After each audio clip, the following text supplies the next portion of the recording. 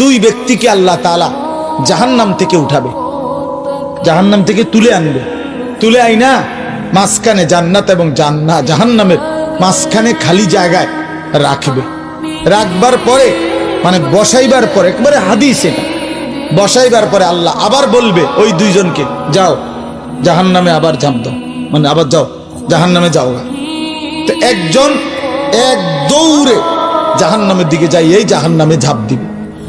আর আরেকজন আস্তে আস্তে হাইটা হাইটা 2 কদম হাঁটে আর পিছন দিকে আবার তাকায়, আবার 2 কদম হাঁটে পিছন দিকে তাকায়, এভাবে একটু একটু করে হাইটা হাইটা জাহান্নামে গিয়া পড়বে। তো আল্লাহ তাআলা আবার দুইজনকে উঠাবে, এই দুইজনকে উঠাইয়া প্রথম জনরে বলবে, তুমি এরকম দৌড় দিয়া জাহান্নামে পড়ে গেলা কেন?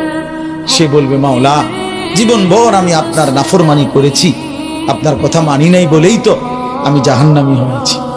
আজ যখন আপনি আমারে জাহান্নাম থেকে তুলে ওই মাঝামাঝি জায়গাতে রাখছেন,